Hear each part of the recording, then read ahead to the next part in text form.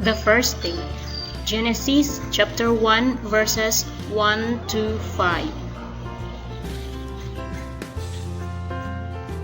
It was all about to begin. There was not yet an earth.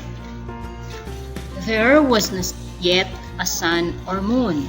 In every place and every space, all was as dark as can be. But even in darkness, God was there, and God had a plan. "Let there be light," said God, and there was a light across all of space. It shined the rays of God's good love. Dear God, help me not to be afraid of the dark, because you are with me and you made the light. Amen.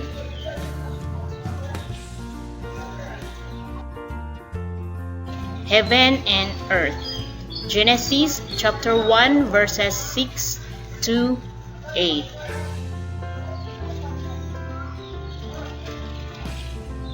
It was day number 2.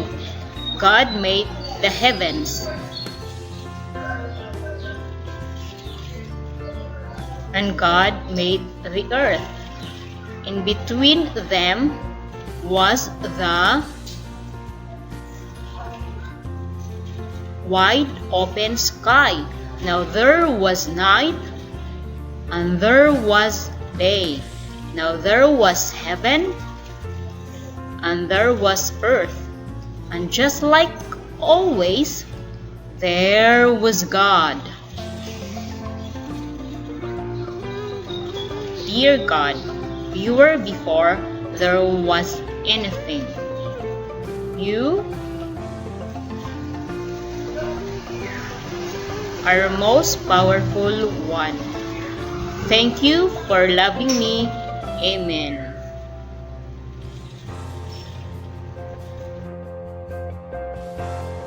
The sea and sky. Genesis chapter 1 verses 9 to 13. God was making the world. On day 3, God made seas. He called for land to rise up from the water. "Let there be grass," said God. "Let there be plants and trees." Each had seeds for making more. So the earth began to grow with living things. God looked at what he had made and saw it was good. Dear God, you made everything good. Thank you for making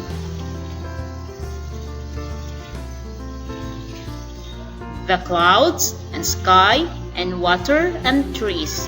Amen. The sun and moon. Genesis chapter 1 verses 14 to 19. It was day 4. God filled the sky with stars to give light to the earth during night time. The biggest light of all would shine for day, and this was sun. Another would shine at night. This light was the moon. God looked out over all he had made, and God knew that it was good. Dear God, you made the light for the day and light through the night. It helps me to remember that you are always here with me. Amen.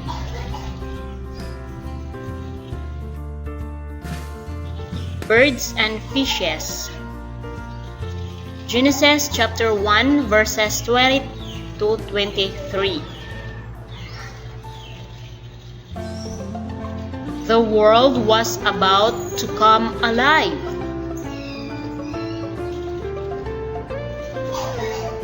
God said, "Let the sea fill with fishes. Let the sky fill with birds."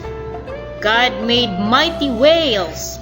He made every animal of the water.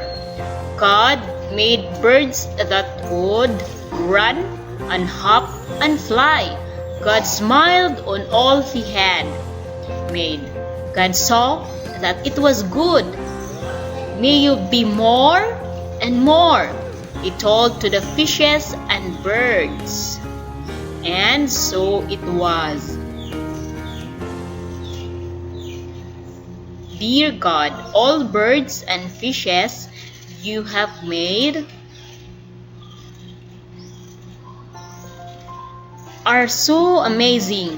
I love all the different ones. Amen.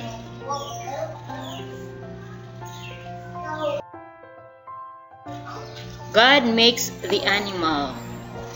Genesis chapter 1 verses 24 to 26. Next, God made animals. Some walk and some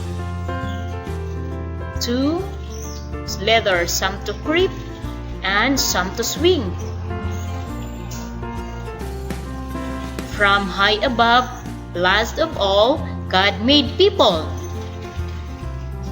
He made men and women so they were like him. Of all fishes of the sea and the birds of the sky, the animals that walked and the animals that crept, it was people who were going to be ones in charge.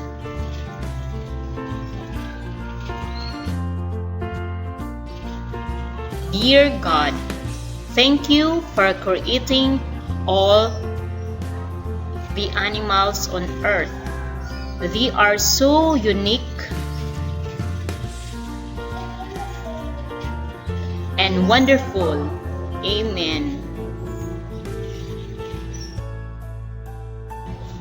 Life begins. Genesis chapter 2 verses 1 to 7. It was day number 7. God was done making the world. He had filled it full of wonders, with sea, the sun, plants, and animals. Now it was time to rest. God blessed the 7th day. In the garden, the animals were running around, and the grasses and plants were growing. The trees were stretching their branches to the sky, and the rivers were bubbling with life. A man and woman also came to life. It was Adam and Eve. They opened their eyes for the very first time, and they saw what a wonderful world God had made.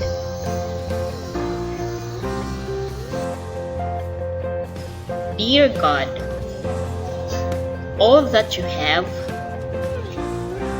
made in nature makes me so happy. Thank you for making it so beautiful. Amen.